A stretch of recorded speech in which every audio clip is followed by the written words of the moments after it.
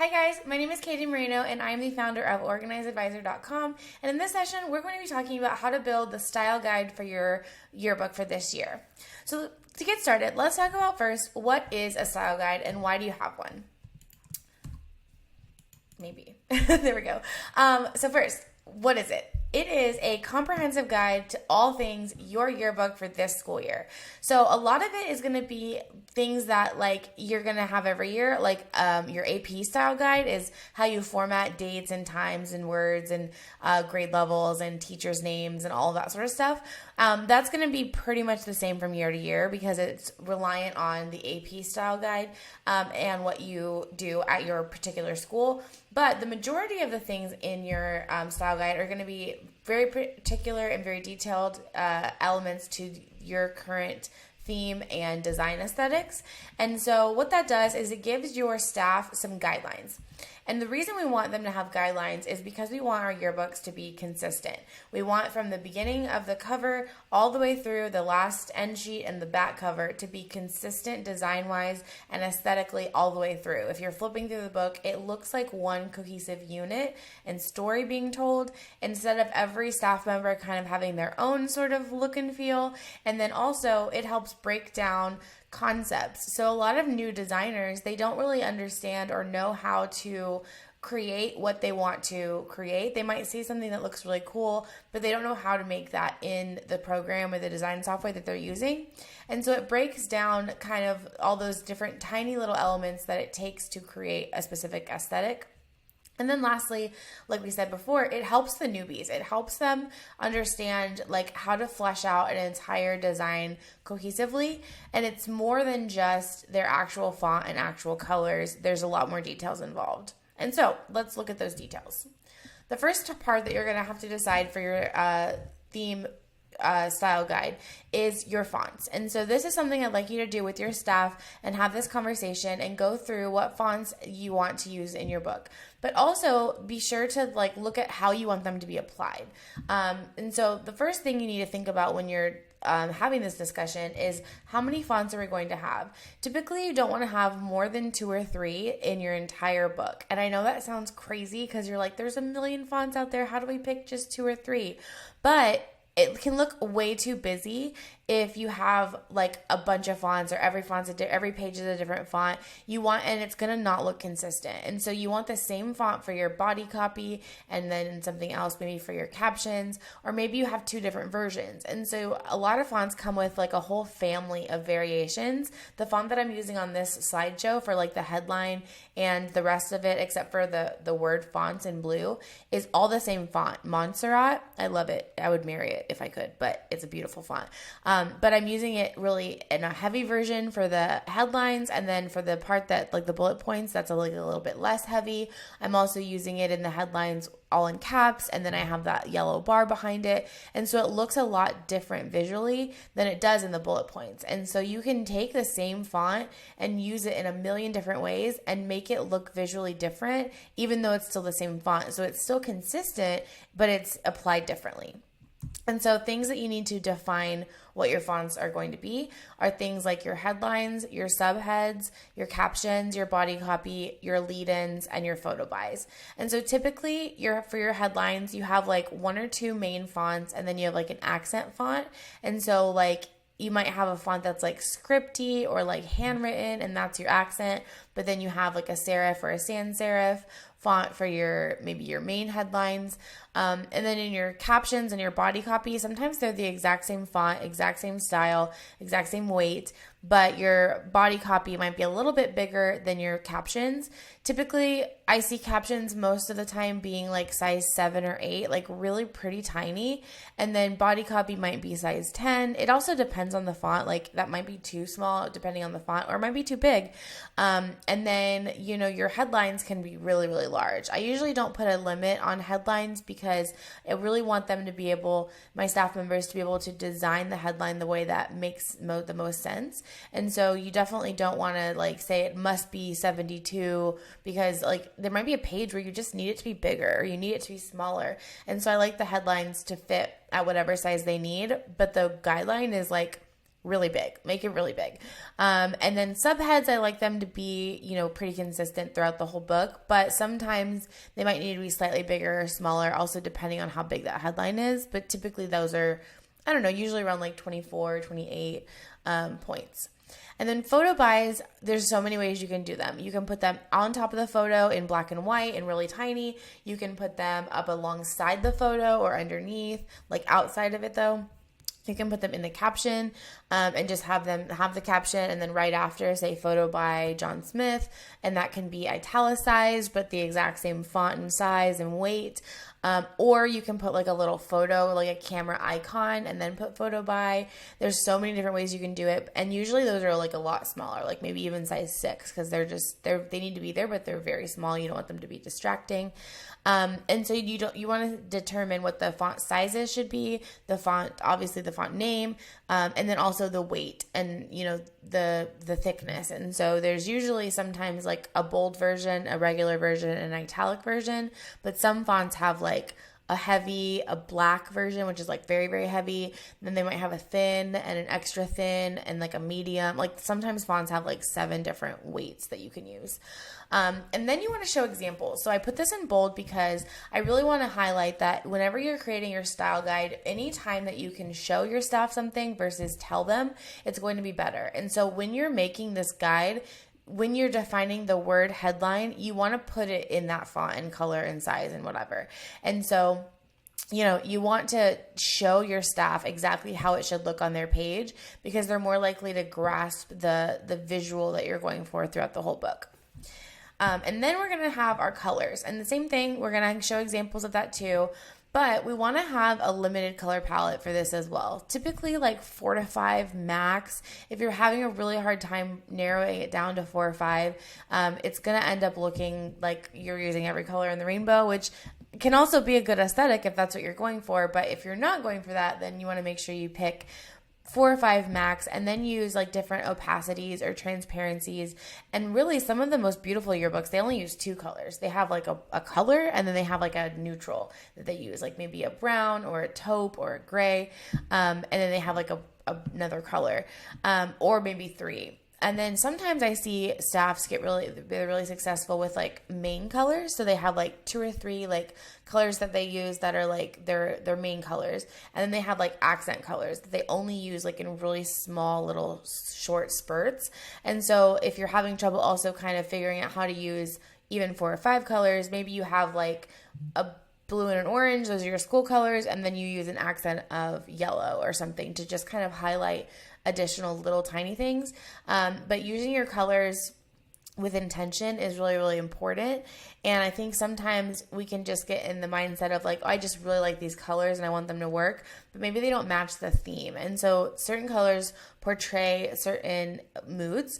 And so you want to really pay attention to like, do you have a theme that's really fun and bright and vibrant? You want to use colors that are really bright and fun and vibrant. Or do you have a more serious, muted, modern, minimalistic theme? Then maybe you need more muted colors. And so, you want to make sure that your tone color-wise matches your actual theme.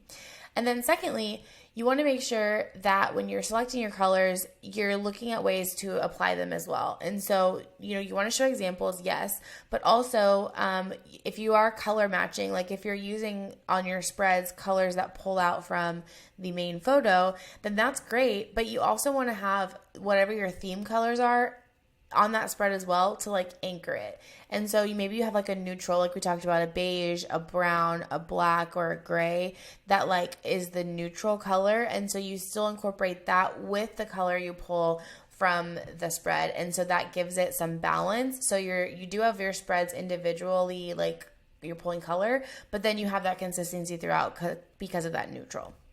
So the things that you need to think about in your theme packet or your style guide for your colors are obviously the swatches. You want to show examples of those colors, but also how to apply them. How do they look together? What colors can you use together? How much do you use the accent colors?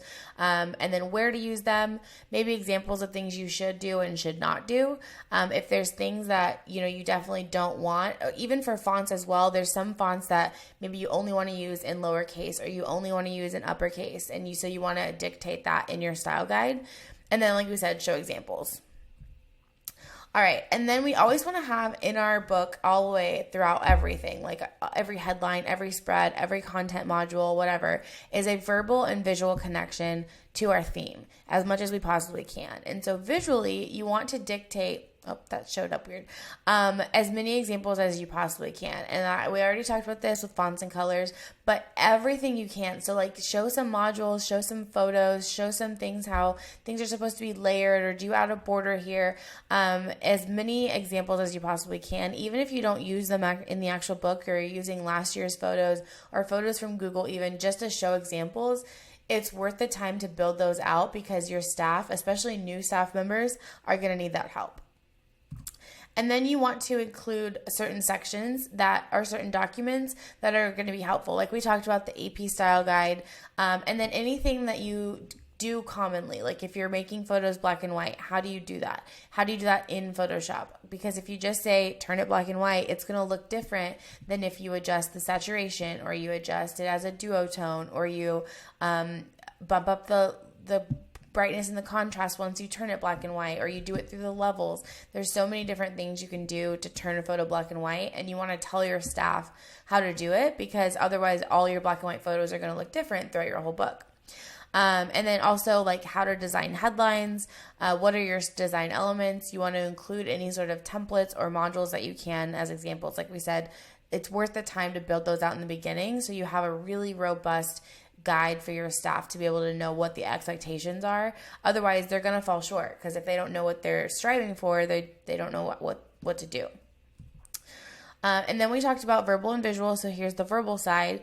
It's really helpful when you decide on what your theme is to come up with like a word bank of words and phrases to inspire like your headlines and your showstoppers and your content coverage. Like maybe your theme is about like the behind the scenes look at something else. Like it's more than just this. And so a lot of your coverage is going to be behind the scenes. So you want to look at different ways to say that. And then that might inspire like how do you show the behind the scenes of football? How do you show the behind the scenes of the theater performance? There's so many things that are behind the scenes that we don't even think about. That would be a really easy content topic, but you need like headlines for it. You need to make sure that the tone and the voice of that content matches the mood of your theme. And so some ways you can do that, like for your style guide to add documents and stuff into it, are create a word bank. So use a thesaurus, look through all the potential words that you could use that relate to your theme, and just make a really big, long list of all the words that you can do. This can actually be an activity that you do with your class after this session, is you can get in a Word document and you all just Google document, and collaboratively add all these theme words to this Google document, and then add that to your style guide. A lot of times people make their style guide printable, which is great. They put it in their design software, they put all the styles in there, they design it, and they print it out and they give it to each staff member, which I think is great. You should absolutely do that. But also, if you can put it in a place that kind of like lives online or lives virtually, then you can update it throughout the year. So put it on like a Google site is free, put it on a shared drive, put it in Google Drive, where you can just dump like inspiration and files that like would be helpful. So things like your AP style guide, they might not be printed out for each student because you've had it for the same 4 years, but it's in there to reference. And then also a yearbook glossary is also really helpful to include in your style guide, not necessarily for your editors who've been on staff for 3 years, but for your newbies. Make sure they know what a margin is, what a gutter is, what internal spacing is versus external spacing. Make sure they understand bleed and they know what these terms are, because if you're referring to them in the style guide, they might be like, I don't know what that means and I don't know what I'm doing. And students don't wake up and try to think about how I'm going to be unsuccessful today. If they're not meeting the mark on what your expectations are for the spread design, it's probably because they don't know what the mark is. They don't know what the expectations are from the editors or from the advisor. And so anything that you can explain to them and give them what their expectations are, they're going to be more successful, and it's going to show through in your final product. So here's some examples of a really robust, really good style guide that I think is a great example of showing how you can kind of incorporate examples as well as like dictating what you should be doing. So this is from a school in the Houston area, and they dictated every single font that they used. So they have their copy font, they have their headline font, they have all the different variations of it. Then they have some examples of how to show like large dates. So here, hold on, let me go back. So I guess I didn't zoom up on it close enough, but you can see here on this like time, they have like how to use these different fonts layered and what colors to use.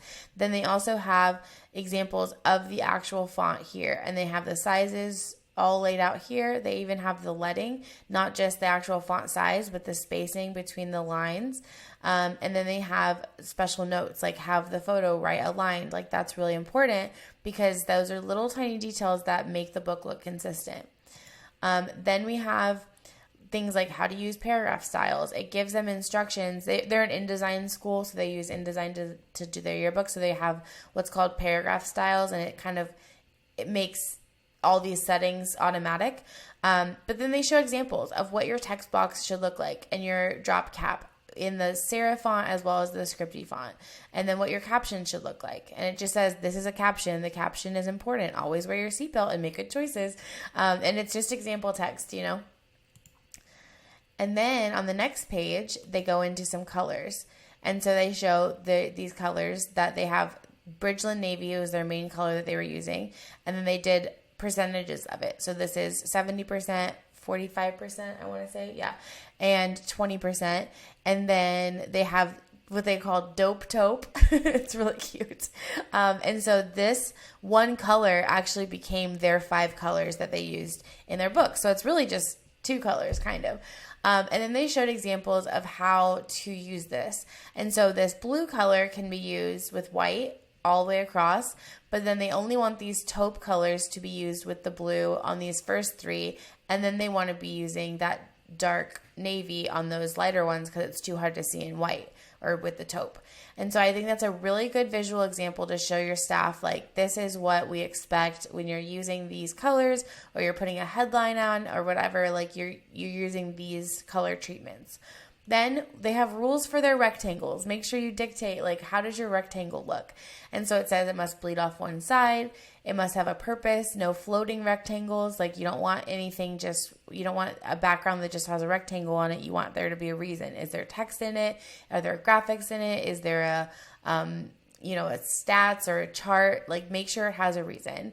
And then use for text or mods only. So they don't want pictures in here. They just want text or mods. And then, too far, go back. And then they said words must be time related and 3 points away from the clock. So their theme was related to time. And so they have a bunch of clocks here all throughout their book. And so they have also these words that go kind of around the clock. And so they were dictating to the staff, like, how far away those words are from the graphic element, which is really, really important because people have different opinions on spacing and how much, how much space should be between these items. Like, I might think this is too close, but the editors think that this is what they want. And so I think that this has too much or not enough space, but they're like, no, it has enough room to breathe. And so you want to make sure that those are consistent by dictating and showing the staff, like, you can see their box right here is from InDesign, and they've circled where that setting is to show them exactly how to dictate that spacing. Then they give some more examples. They put in a photo and they talk about how they're using this circle that has text in it. And they talk about some hints like press Alt-8 for bullet character. Perfect. And then for text on photos, use white opacity 80% bleed boxes. So this is the bleed box. It bleeds off the photo. And then they're saying use 80%. We want it to be 80% transparency so you can read the text on top. And don't let your students and your staff members just decide whatever opacity this should be, because then they're all going to be different. And then they have this overlapping, and they have it overlapping here to show this is how we expect it to be done.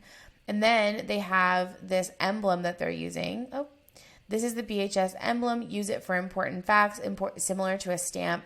Cutouts are black and white and bleed off. So they're very, very detailed and show examples of what this is. They could have easily just made a list of all these things and said cutouts are black and white and bleed off, but you wouldn't as easily comprehend and grasp what their goal is without visually seeing it here.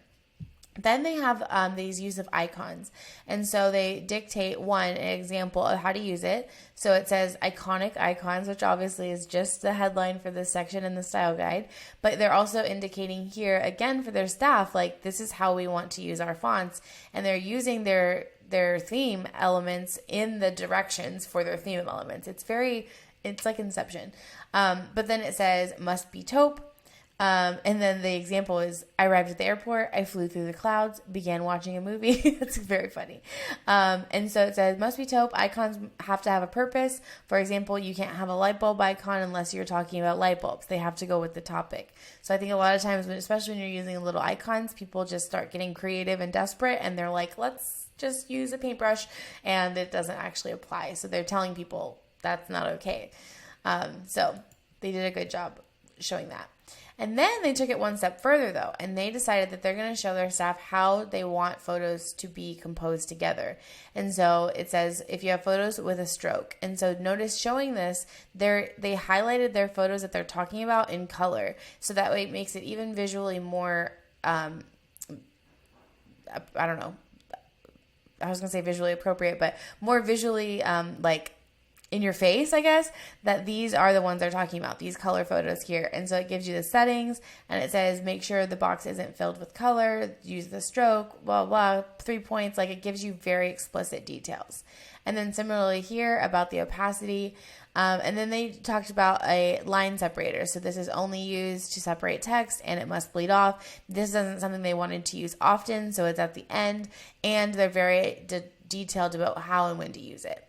So here's what I would encourage your staff to do is create a similar guide. You can do this in Google Sheets, you can do this, or Google Docs, or you can do this in your design software. And like I said, also put it somewhere where it can live and evolve as the year goes on. As you add more details, or you add modules, or you add any sort of like things that you realize you need along the way, you want to be able to add to this and have your staff refer to the most recent version. And so print it off and give it to them, especially the fonts and the colors, so they have that right off the bat. But then let them know when there's an update, and be sure to keep it as updated as possible. And any sort of like modules that you design, throw them in there so you can just build this like continuous like guide of what the expectation is for your pages. And that way, when you open your book at the end of the year and you flip through it, it's so consistent, all the things match, and it just looks really, really cohesive.